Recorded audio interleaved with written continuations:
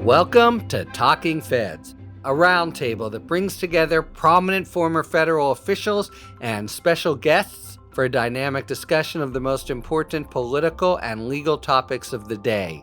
I'm Harry Littman. We continue with our series of subject-specific episodes to steel ourselves for Trump 2.0. Talking Feds followers already know that every 6 months or so, we convene the same fantastic roundtable to analyze the state of play in economic policy and national economic performance, and that's our focus today. But it has additional dimensions in light of the recent election and Trump's professed economic plans. For many people, the election played as a referendum on the economy, which Trump supporters were somehow persuaded was in the dumps, despite most economists agreeing it's humming along remarkably well. Even so, it's both startling and disconcerting that millions of Americans seem more concerned about the price of milk than with the existential threats to democracy that Trump represents, and that he already is moving ahead with before even taking office. That, of course, sets the stage for a classic expectations game and political tug-of-war as Trump makes his return. We can expect him to lay blame, even for things that are not blameworthy, at Biden's feet, reflexively claiming credit for any positive developments, deserved or not. The main plank in Trump's economic proposals is flat tariffs between 10 and 25% on our biggest trading partners. There's been a chorus of voices among economists warning that this level of tariffs amounts to a significant sales tax on American consumers that could wreck the economy. Trump has asserted, without any basis, that the cost of the tariffs will be balanced out with, you guessed it, tax cuts. While tariffs are the centerpiece of Trump's economic plans, several of his proposals also have significant economic implications. The most prominent is his call for widespread deportations, which would be both hugely expensive for the government to fund and hugely consequential for industries that depend on immigrant labor. To assess where Trump may take the economy and where the economy may take his presidency, we turn to our regular roundtable of economic analysts. And every time I introduce them, I marvel at my good fortune in having this podcast and having the opportunity to host this incandescent and brilliant trio. And they are Dean Baker, the co-director and co-founder of the Center for Economic and Policy Research, a think tank that produces economic research on U.S. national affairs. He writes widely, including at his terrific blog, Beat the Press, and is the author of several economics books, including Rigged, How Globalization and the Rules of the Modern Economy Were Structured to Make the Rich Richer. Dean, thanks very much for joining. Thanks for having me on. Paul Kruman, a New York Times opinion columnist, where he's been writing about economics since, I happen to know, January 2nd, 2000. He's taught at MIT and Princeton, among other places, is now a distinguished professor at City University of New York Graduate Center.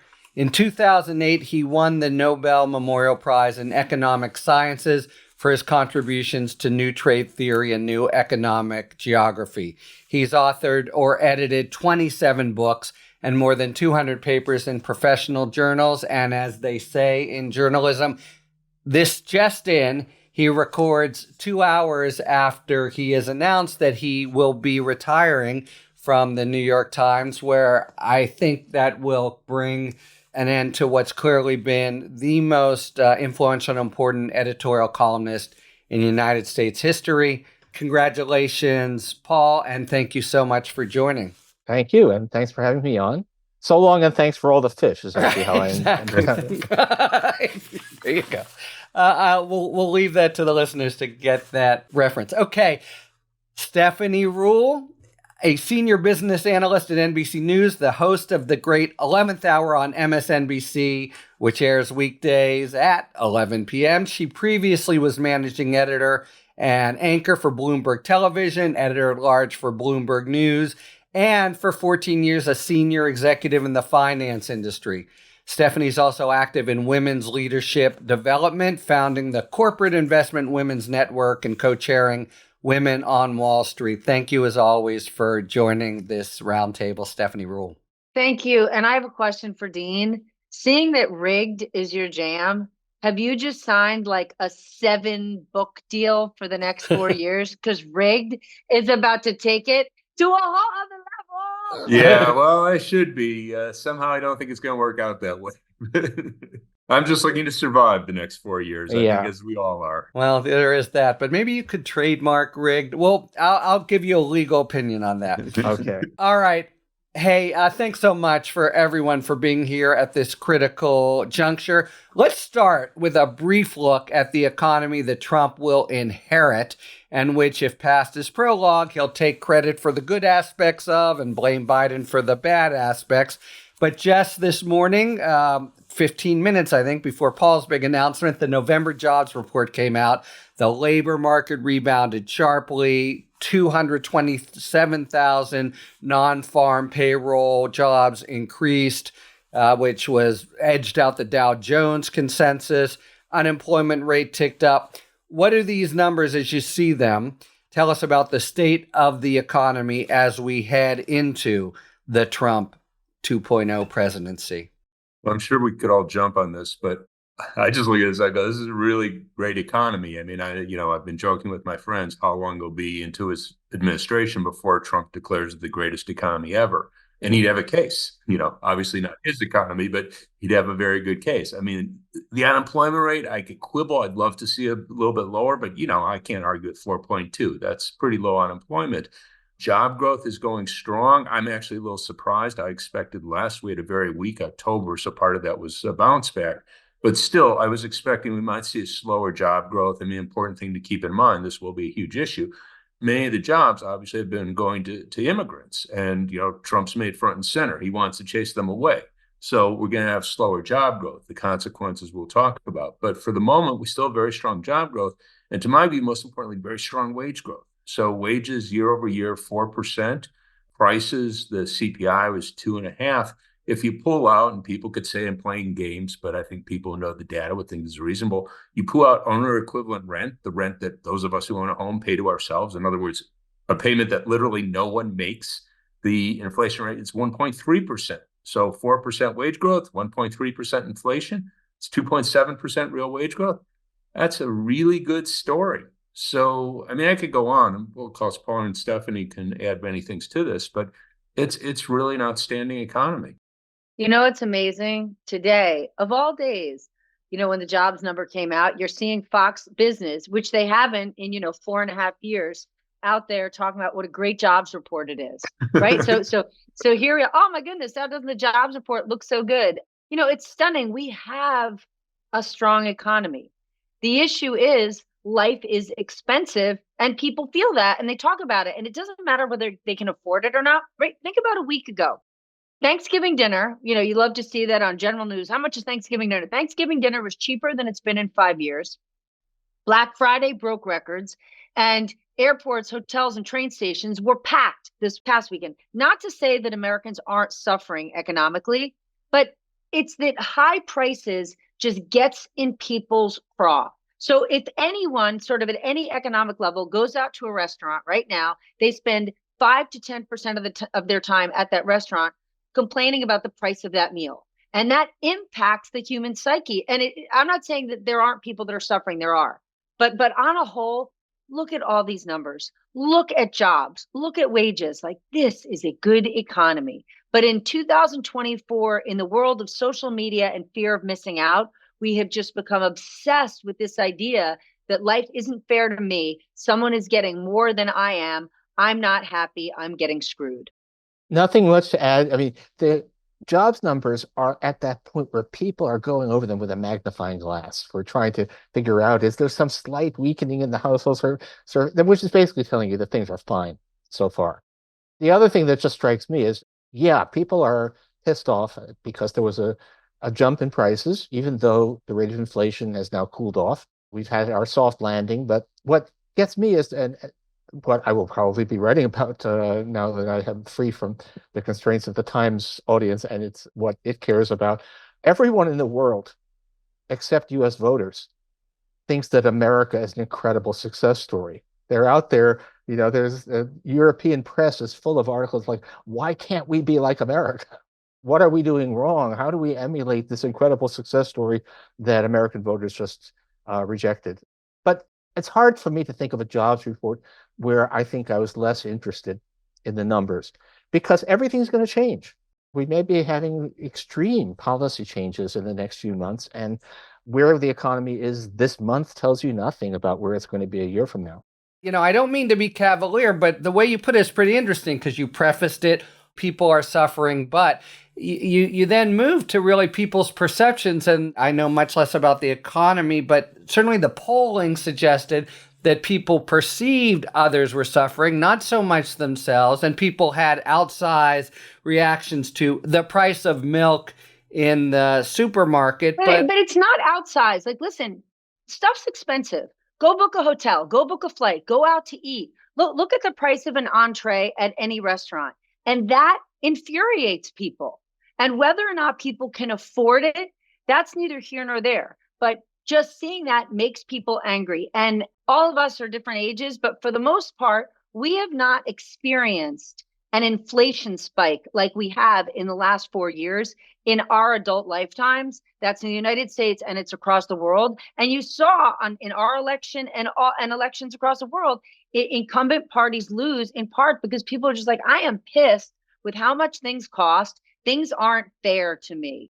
I was going to say a couple of things. First off, I mean, a difference, I should say, between us and every other country is that we've actually seen real wage growth. So we could look to England, we could look to France, pick your country. Their wages have not kept pace with inflation. Ours have, and then some. So yeah, I know this story, incumbents have been whacked, but we actually have a much better story to tell about the economy. The other one, and this is something I've hit on endlessly in my Beat the Press and elsewhere, we've been seeing highlights of the negative. I have to say, I don't generally watch much TV, complicated story. I've been watching more the last, 2-3 weeks. I happened to watch CBS the night the CPI came out for October. It was same thing we've been seeing, moderate inflation coming down. Every economist I know said it was okay. You could say it was a little better, a little worse. No one thought it was a bad story. No one I know about to say. So they had someone on there who said, well, prices are still high. And she was going on, my grocery bill has doubled in the last 5 years. Now, I don't know anything about this woman. Who knows? Maybe it has. But we have data on grocery prices. They've gone up 26%. So if this person actually did see her grocery bill double, she's incredibly atypical. But hold on.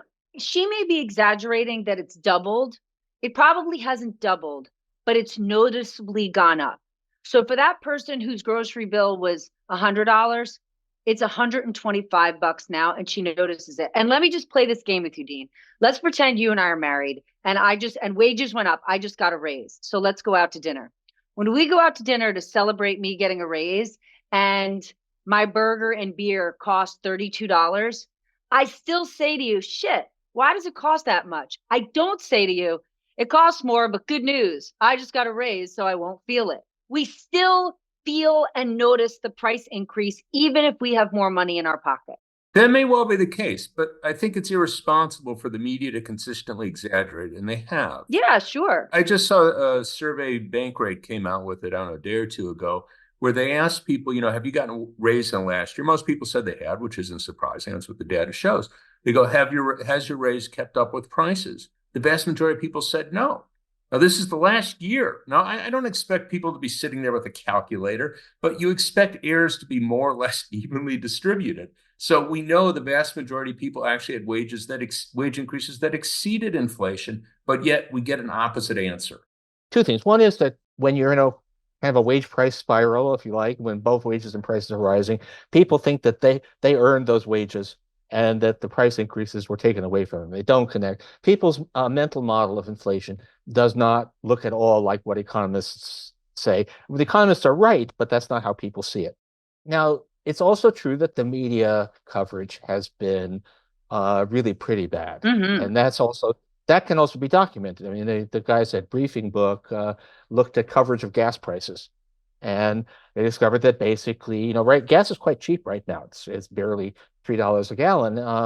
And they found that basically when gas is cheap, there are no stories about it. And when gas is expensive, there are lots of stories about it. So there's a systematic negativity bias. Now, how important that is in people's attitudes, I don't know. And I don't know if we're ever going to be able to know. I'm not surprised, given that we had a big increase in prices, which was the first time that's happened in a long time. You have to be an old fogey like me to remember it, the last time this happened. And people get upset about that. And I think they may have been particularly upset. I mean, by any standard, the numbers for the U.S. economy as of now are better than they were in the Morning in America election in 1984.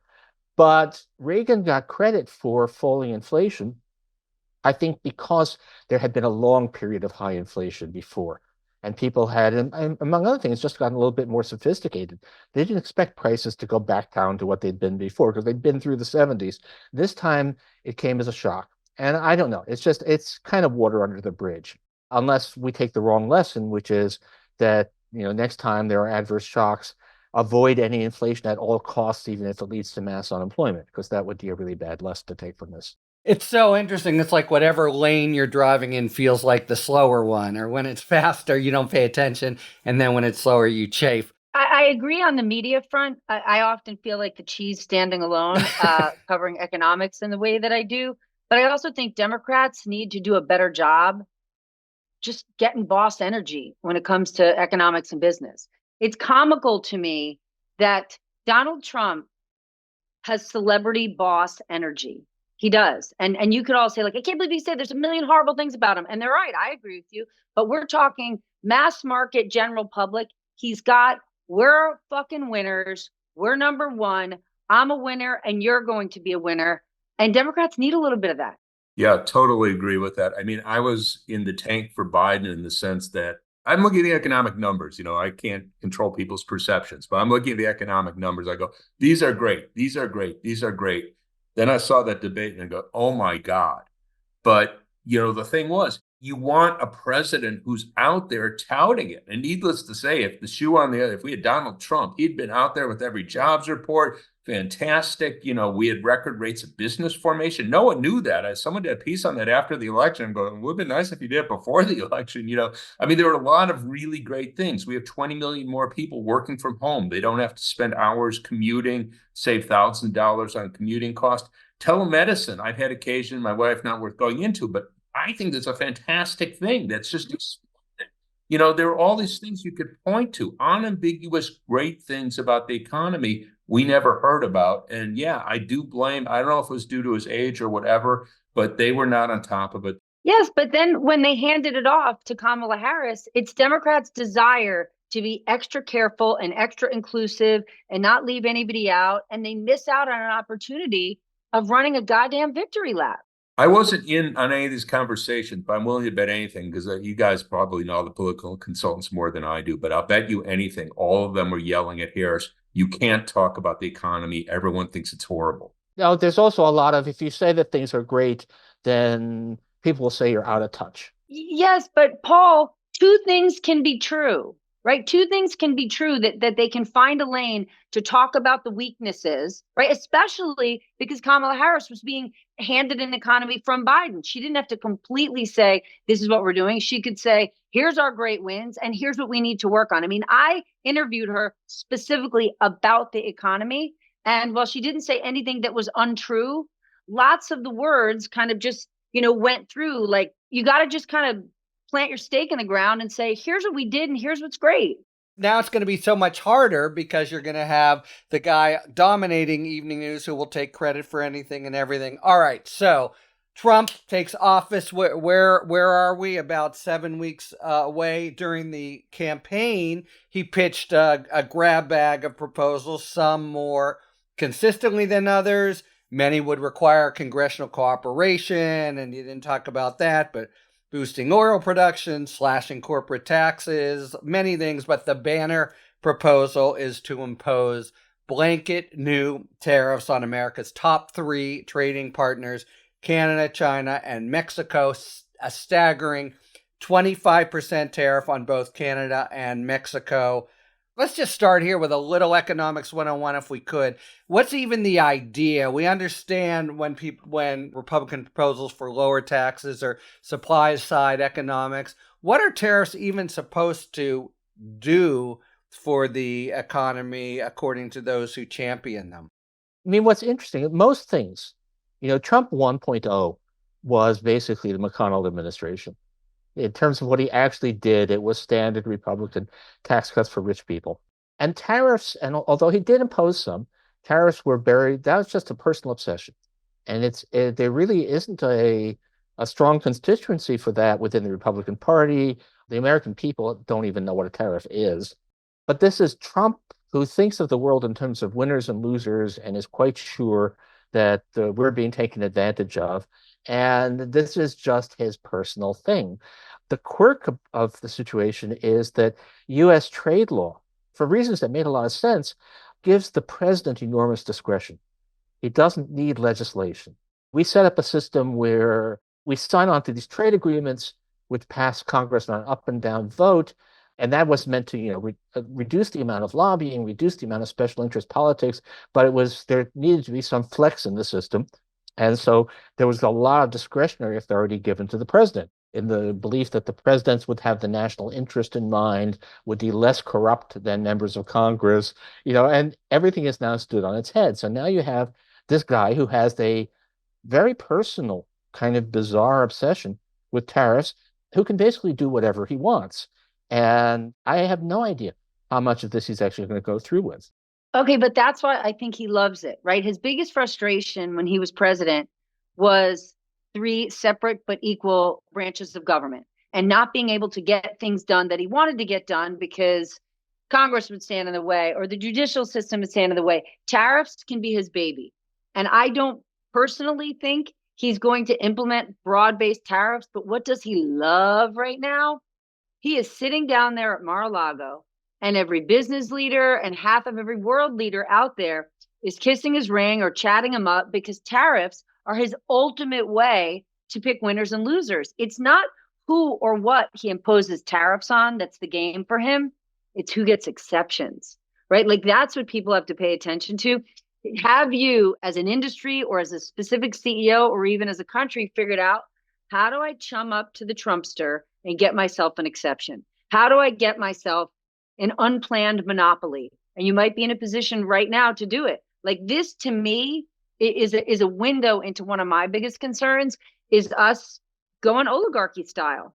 Yeah, I mean, it is kind of incredible. He's virtually advertised this. I mean, come to Yes. Mar-a-Lago and, we'll work out something. He's just been totally unprecedented in ignoring any rules on conflicts of interest. I mean, no one's advertising it. I mean, because there are no rules. No, exactly. Because there are no rules. And I will say, when he was president last time and Joe Biden was running against him, Democrats said, we're going to close all of these loopholes, emoluments clause, this, that, and the other thing. So never again can there be a president, whether it's Donald Trump or other, who can self-deal in the way that he has. None of that happened. And now we're about to roll into a self-dealing bonanza. So he is advertising because he can. And there are, new frontiers too. I think it would still be a bit of a problem if you walked into Mar-a-Lago with a suitcase full of $100 bills, but you can buy some Trump coins.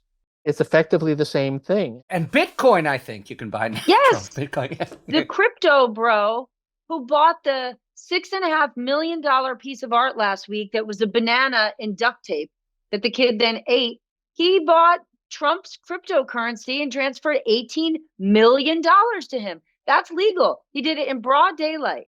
So there's an old literature in trade. One of the dirty little secrets of international economics is that the straightforward efficiency costs of tariffs are smaller than you might think, at least according to the standard models. They're Harburger triangles.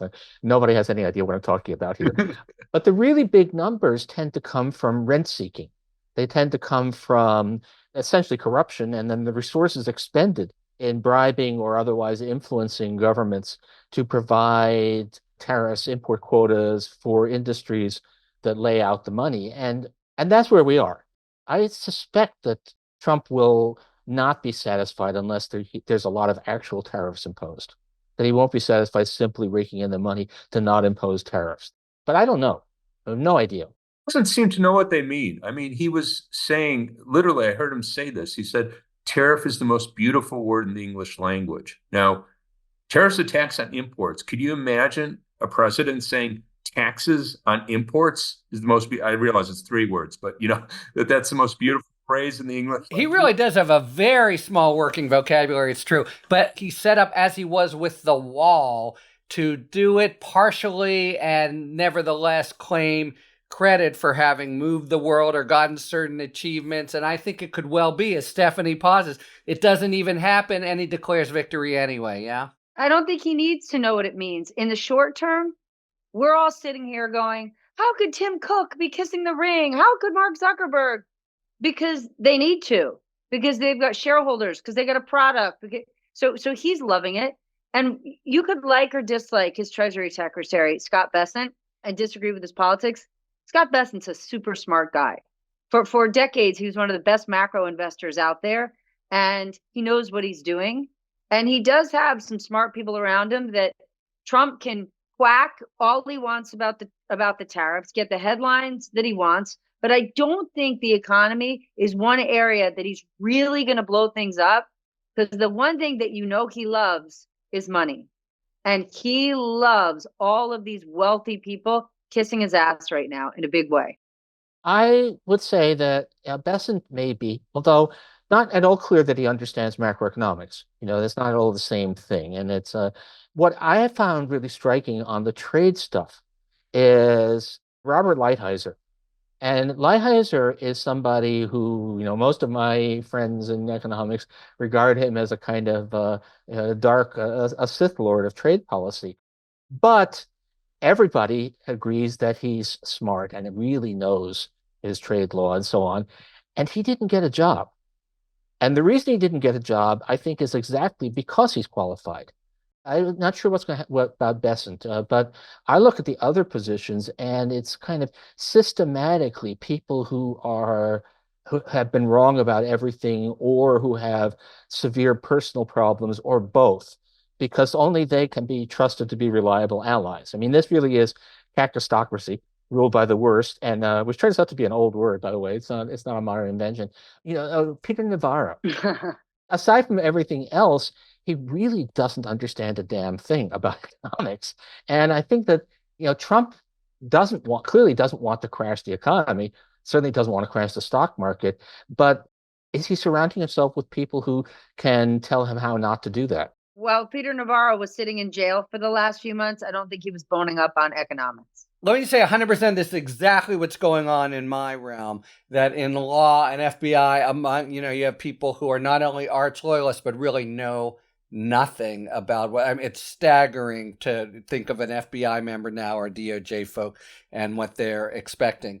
I think there's actually a real risk of that. I don't follow the market that closely in its day-to-day movements or whatever, but I just happen to look at the Shiller's numbers on, PE ratios, and you can calculate this different ways. But I mean, Shiller's been straight. He's been doing this for I don't know how many decades. It's 38-1 by his calculation. The only time it was ever higher was in 2000 when it peaked, I think it was 43. So we're very close to an all-time high. Now, you take the other side of that, and I do follow the CBO projections pretty closely.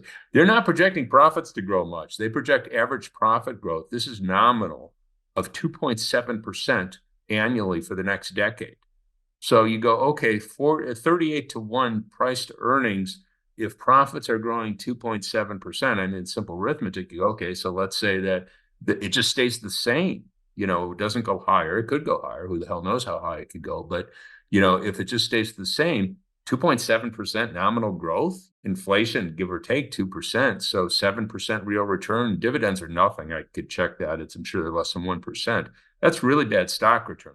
Add on to that the complete disregard for debt and deficits right now. And Trump is in a position that he's going to balloon them with extending or increasing corporate tax cuts with no plans of how to pay for it. We actually could see the bond market crack. And if the bond market cracks, there ain't nothing Trump can do to pump things up.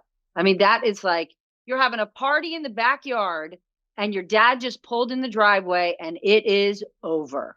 Well, we've been hearing about this as we talk about tariffs, is how bad it's going to be for the American people. Then they'll know they bought a bill of goods. So I see all this great appeal for him in the short term and people kissing his ring. But what's the economic projection for how this comes home to hurt, if it does, the average American consumer? I mean, the tariff is it's a tax on imports. It's a sales tax, and it's a very regressive sales tax, even more than your average sales tax. Because if you try and work out, who spends money on imported goods, it's a higher share of income for lower income people. So there is all of that, and then we should say when I try to think about the potential, if Trump actually does everything he says he's going to do, or any large fraction thereof, the tariffs are actually number two. The deportations is a much bigger deal. You mean even economically, Paul? Even economically. There are whole industries, agriculture, basically food supply. Our whole food supply chain depends, roughly 40% of workers in food supply chain are undocumented immigrants, and most of the rest are legally here, but is that actually going to matter when the dragnets begin? I agree with that completely. I also think, everybody is so amped up for this deregulation bonanza. And in short term, like, sure, we don't need to have unnecessary regulation. And every CEO is like, I'd like to have a hand in working on regulation. Yeah. Like my teenagers would like to have a hand in deciding what their curfew should be and what their allowances are. Right. Right. The reason we have not all regulation, but smart regulation is to protect consumers. And like, look at something like Bitcoin right now. If you think this is A-OK, no big deal, sure, you could say maybe Gary Gensler was too hard on Bitcoin. I don't think so, but let's say that that's true. Now you've got Trump with his own crypto exchange. You've got a super crypto-friendly SEC chair. I mean, this week, you now have the Hawk Tuah girl who has her own coin, okay? When I read about the Hawk Tuah girl getting her own coin, do you know what it made me think of? The scene in The Big Short when they're at a strip club in Tampa and the stripper looks at the guy and says, so I just bought my fourth house to flip.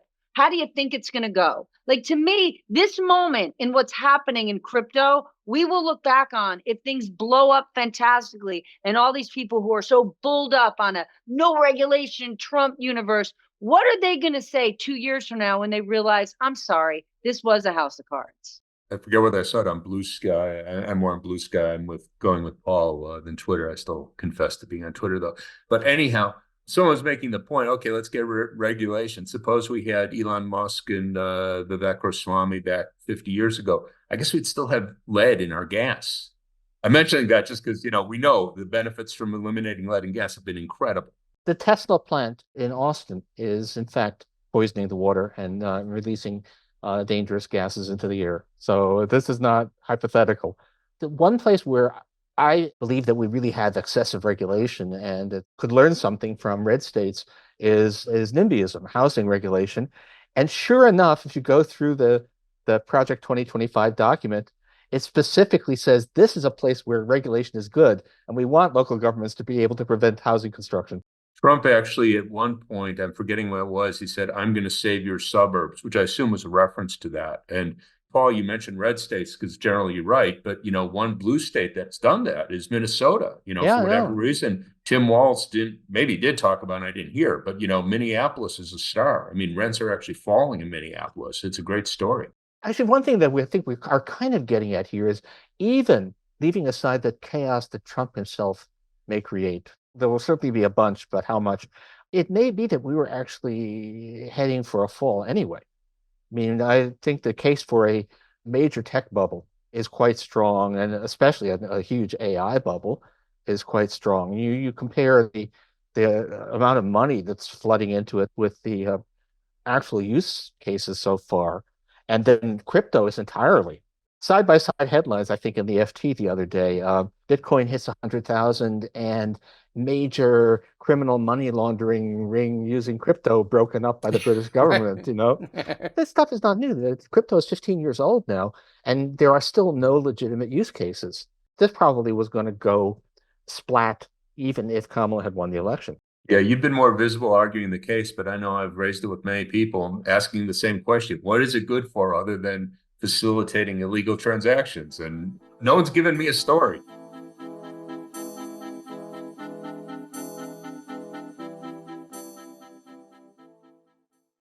All right, it is now time for a spirited debate brought to you by our sponsor, Total Wine and More. Each episode, you'll be hearing an expert talk about the pros and cons of a particular issue in the world of wine, spirit, and beverages.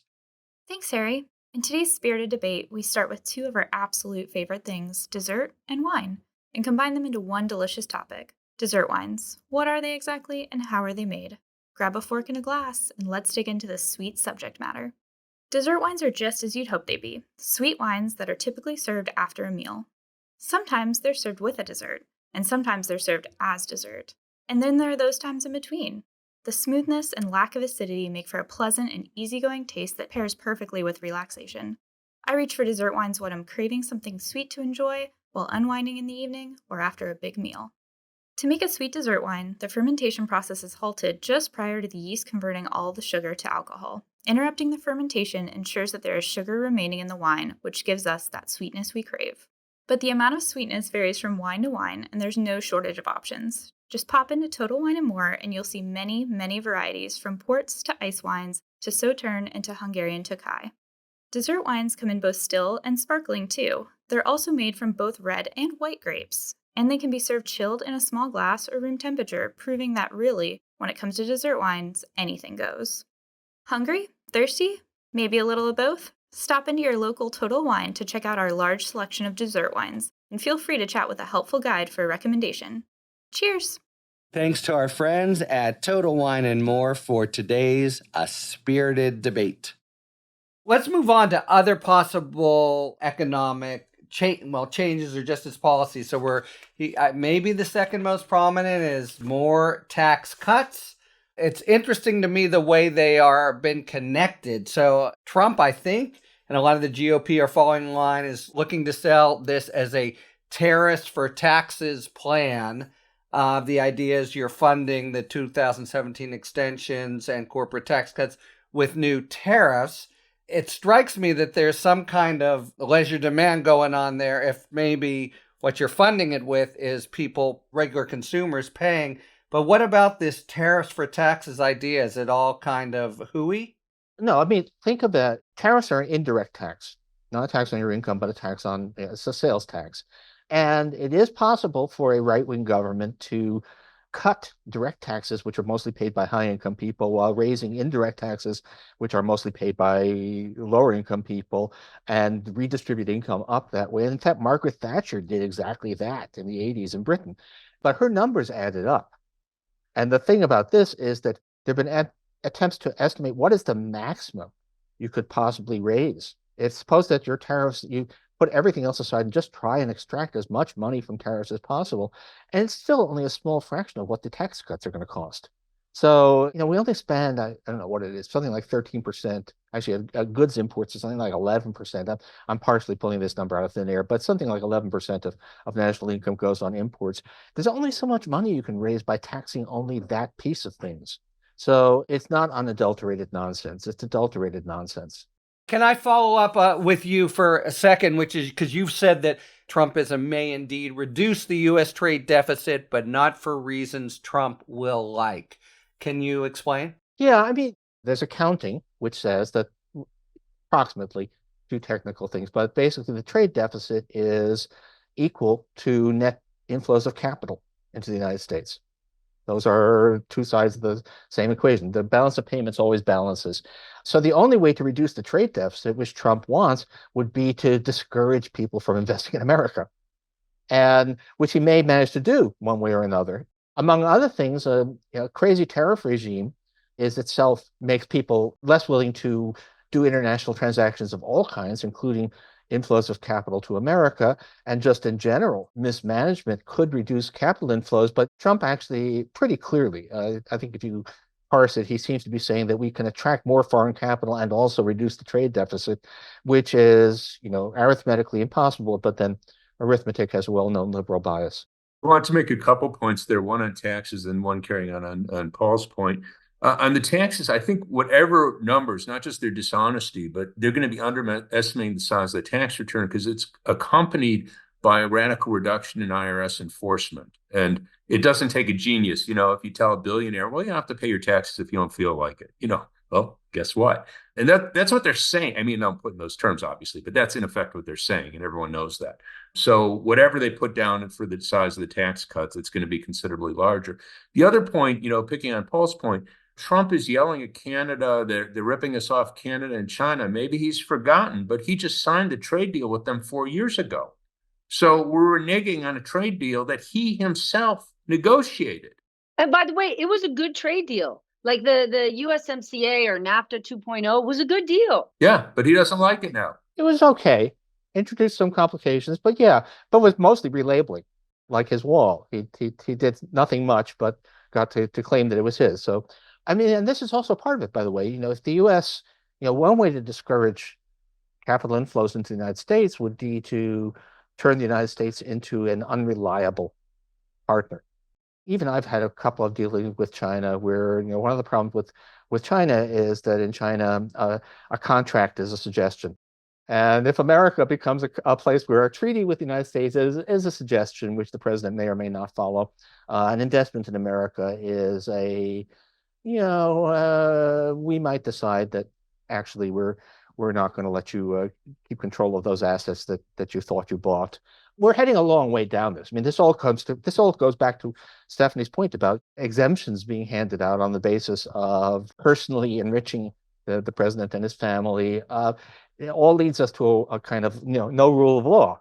It's really kind of amazing because that was what America was supposed to be really good at, right? And this is an echo to my world again, but in national security. Same thing. People are just not going to trust us like that. I sort of have an ancillary point, and this goes back to Dean said it before, like the average person doesn't even know what a tariff is. They're going to rebrand it and blah, blah, blah. Something that's kind of sticking with me. There's all these headlines right now. Look at how rich the people are that Trump is picking for his administration. How could he be the guy for the working man when he's surrounded by billionaires? I don't actually take issue with the success or the wealth of the people that he's chosen. My issue is the following. Just because you're super wealthy, just because you're a great investor or you're very, very skilled in business does not mean that translates into you being an effective person as part of a presidential administration. And I think that there's this disconnect, and people even think, like, well, listen, Elon Musk, he clearly knows how to run a business. Wouldn't it be great to have him running the government? Why? Because he's great at running a business. Does that mean he can perform heart surgery? Absolutely not. And a government and a business are two different things, right? If you look at when the Dow was created, there are no companies that were in the Dow in the early days that exist today. And so I think that there's huge risk associated. And I mention it because Dean was just talking about no rules and Trump is going to make deals that's going to enrich himself and his family. Lots of these other business people will do the same. And a lot of them who didn't actually run big businesses, that actually just came from, let's say, the investment world, the hedge fund world, they're really good at making money, but not even doing things where they're building or creating it long term. Your average hedge fund has less than 100 employees. And you're talking about putting these people in positions where they're going to have thousands, if not millions of employees. And I actually think that's a very big risk because it goes to Paul talking about the United States being an unreliable partner. Just because you're putting people that are very wealthy in very important roles does not mean they know how to be effective or work in government or run government. That has me concerned. Not only do they not know, but they think they do know. So you hear Elon Musk on everything in the world. He's an expert on this. And 90% of the time, he doesn't seem to have a clue. So it would be one thing if, okay, he doesn't know about this, so he's going to contact some of the experts, some of the people who could tell him. Then, okay, maybe do a good job. Who knows? But he thinks he knows everything. It's almost reminiscent of when COVID hit, right? I live in New York City where COVID hit, schools closed, and among the, elite private schools, my kids go to, elite private schools here. All of these super successful New Yorkers were suddenly health experts, education experts, demanding they knew how to operate these organizations. Like, yes, good on you. You live the American dream. I am so impressed you are this level of success and you've made this amount of money. I'm not taking away from it. And I'm not saying that they don't deserve other roles or we shouldn't allow rich people to have these other jobs. But just because you became super rich in business does not necessarily mean you'll be great at something else. And they believe they will. I'm having fun following Musk's and Ramaswamy's also their pronouncements about waste because Doge. Aside from everything else, Doge gives me the opportunity to keep on posting Renaissance portraits of rulers of Venice. But so just the other day, Musk said, "Here's huge waste. Administrative costs in U.S. healthcare are much higher than any other health system," and consider the level of ignorance to not know that, yeah, that's because we have lots of private insurance companies. Overhead is much lower when the government runs it. I once actually, years ago, but I went through old issues of Fortune from the 1930s, where they were interviewing business leaders about the Great Depression and what they thought had caused it and what could be done about it. And not one of them had the slightest clue, because macroeconomics and running a big corporation are just different things. Different skill sets.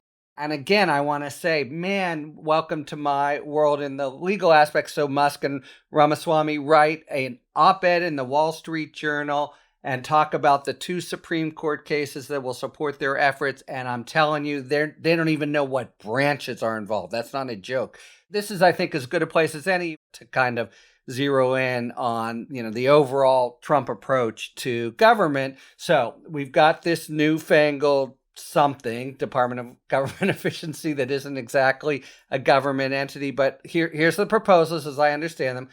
75% reduction in the federal workforce, a $2 trillion slash in federal fund spending, which I think is more than the entire discretionary budget of the United States, and the elimination of agencies like the CFPB that you've spoken to specifically, Dean. So I want to both ask any comment on the measures themselves, but also if they give you a general sense of what we are in for starting January 20th. Again, this speaks to their ignorance. I don't think they understand that, we've actually not been growing the federal workforce, and as a share of total employment, I think it's the lowest since the 50s. And the largest, if you want to, okay, where's the most federal employees? The Pentagon, and there's waste in the Pentagon, but I don't think Trump's going to be all in for getting rid of the Pentagon. But then when you talk about other workers, they're saying, oh, we're going to go into, Social Security, and we're going to chase away. And they are literally talking about chasing them away. We'll make, because they have fairly generous work from home. So you say, no, everyone in the office. Well, people are older workers. They're near retirement. They're going to leave. They all think that's great. You go, okay, when people aren't getting their checks, or go over to Medicare and providers aren't getting reimbursed, I think there's going to be some grief. Now, I don't know. Trump will insist they're getting their checks when they're not. I don't know. But that is what's going to happen. This is what's actually scary and kind of sad, because the answer is always government sucks. It's a big, slow behemoth. Things need to run like a business. Things need to privatize. But what happens when things privatize, when it's run like a business, businesses don't always care when they lose some of their customers, or when they shut down businesses, right? The government doesn't exist to be profitable, right? In theory, the government's saying we need to do things to ensure that people are physically safe, socially free, and financially secure. Okay, that's all encompassing. So the whole idea, the gut reaction to let's just privatize because business does it better. Business does it better in terms of streamlining and generating profit. It doesn't do better in terms of creating a safety net and protecting a country, which was what it's there to do. And the other point I would make, and it goes to sort of these guys really don't know what they're doing. They think it's funny and they're not looking to. Yesterday was the day, right? They went to the Hill. It was Doge Day on the Hill. And they said, this is going to be, it was actually a Republican congressman who said, this is like Elon Musk's School of Rock, learning how the system works. And what did he do? He brought his son with him. And I don't believe he brought his son with him because he had custody of his son that day and wanted to experience it. It was a passive aggressive way for him to flex and be like, I'm Elon Musk. I put rockets in the air. I created the electric car. This is so silly. This is so mundane, you silly government people. I'm going to bring my 3-year-old with me today. That's how basic you are. And I think they may have a case of Potomac fever where they think they're the biggest ballers out there. they're going to come do this and not realize what they're in for. And the one other thing I would say, I know everybody thinks Donald Trump and Musk are like this right now. Maybe they're not. Because if Donald Trump really was putting all of his faith in Elon Musk, and these two really were simpatico, why would he, for the Department of Government efficiency, right? The word is efficiency, and it's about cutting budgets and cutting jobs. Why would he make co-heads? Why would he make two guys do one man's job, one person's job? And one of the guys is significantly more junior than Elon Musk, right? So you've got Elon Musk up here, and Trump just made them peers and put them in front of this agency that's out there in Siberia. So as much as everyone's like, oh my gosh, they're going to cut a zillion jobs on day one, they're going to rock Washington, I'm not so sure. I feel 100% confident that Elon Musk will have a falling out with Trump. Two big egos, and one of them has real power and the other does not. Musk is going to find out that he depends upon Trump's goodwill and Trump does not depend on his. And it's the same lesson that all the Russian oligarchs learned. They thought that they had bought themselves a Putin, and it turned out, well, no. In the end, as Mao would have said, power grows out of the barrel of a gun. It's the government that has the real power in these situations. And I don't think we're quite at the stage where Elon Musk will suddenly unaccountably fall out of a window, but it's in that direction. I agree completely. I'm a big fan of the TV show The Office. I don't know if you guys ever watched it or. Yeah, I love every minute of it. Which one? Brit or America? Both. Oh, I've seen both, but I'm mostly the American one. But anyhow, they had a position, Dwight, who's kind of a joker and they're a clown. He had a position assistant to the manager. So he's not the assistant manager, he's the assistant to the manager. So it's not a real position. He doesn't get paid for it. It's not. Anyhow, that's basically what Elon Musk is. And we'll see where that ends up. I'm not sure that Trump understands. I mean, he probably is aware that he's insulting Musk by making him share it with Ron's following view. And I'm not sure that he understands that this isn't. He understands. But does he understand that it's not a real job? Because, I mean, after all, Trump is a reality TV star at root. So maybe for him, it's all reality TV. But Paul, that's the thing. A real job to him, right? Trump didn't actually have success in real estate. If he would have held on to the real estate portfolio that his father left him, he would have been extraordinarily successful. But what he is great at is showmanship. And so even when we make fun, when we say, oh my God, look at all these people he chose from the administration, they just come from TV, they don't even have experience. He doesn't care, because what they are great communicators. They're great presenters. They know how to connect with an audience. And just like the wall, lots of things he won't get done, but he'll get credit for it because of how to communicate it. And you're even seeing Democrats right now, Ro Khanna out there saying, like, listen, I'm looking forward to working with Elon Musk on Doge, right? And Elon Musk is going to tweet up a storm and use Twitter as, the social media arm of the MAGA movement. And let's see what they communicate to the American people, because branding and showmanship and putting on that show is what they do. I keep hoping that they'll go after manned space flight, as a source of waste. Because seriously, I mean, obviously it's getting Musk, but if you just say, okay, we have so much money on science, you would get like 100 times more. Can I give you guys a sad comparison? And I'm almost afraid to say this, but here's a sad comparison. So in the last administration, I've had the benefit of getting to interview Janet Yellen 4 or 5 times. I've interviewed, lots of people who work on economic policy in the White House. Those interviews barely make air, or they make air because I put them on television and other shows don't, because no one watches them. Because as soon as Janet Yellen, who's brilliant and well suited for her job, starts speaking, people, unless they're real economic heads, tune out. And it's unfortunate. And you're going to see Musk, who's a super communicator, Vivek, who's a great communicator. They're going to spit out this, that, and the other thing, and what we're getting done. And it's amazing the impact and success it has. And it's silly showmanship.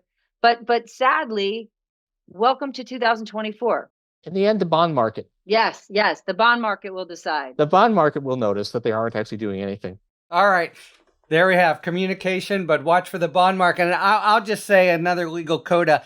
They don't have a real job. They have no idea what's involved in supposedly just going in and reducing the workforce. They actually seem to think that it's a matter of executive caprice to do all these things. Man, oh man, such a great conversation and what it portends for 6 months from now when I hope everyone will come back. Paul, congratulations on your retirement and bated breath for January 20th.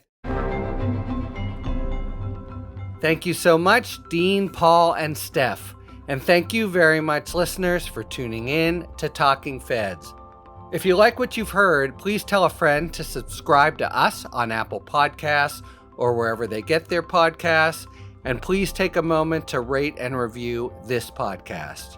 You can also subscribe to us on YouTube, where we are posting full episodes, talking books, and bonus video content. And this just in, Talking Feds, as many of you may know, is now on Substack. Check us out. Talking Feds Substack, where I'll be posting 2 or 3 or 4 bulletins a week, trying to break down the various threats out there to constitutional norms and the rule of law. You can also follow us on Blue Sky at talkingfeds.bsky.social and Twitter at talkingfedspod. Though I personally am cutting back quite a bit on Twitter because it's just gotten so nasty there. Finally, you can look to see our latest offerings on Patreon. Talking Feds is a completely independent production, one of the very few left. So if you like the work we do and are inclined to support the show, joining our Patreon is the best way to do it. Thanks for tuning in, and don't worry, as long as you need answers, the Feds will keep talking. Talking Feds is produced by Catherine Devine. Our associate producer is Becca Havian. Sound engineering by Matt McCardle. Rosie Don Griffin, David Lieberman, Hamza Mahendranathan, Emma Maynard, and Hallie Necker are our contributing writers. Production assistance by Akshaj Turbailu, Genesis Magpayo, and Sebastian Navarro. Our music is by the amazing Philip Glass. Talking Feds is a production of Delito LLC. I'm Harry Littman. Talk to you later.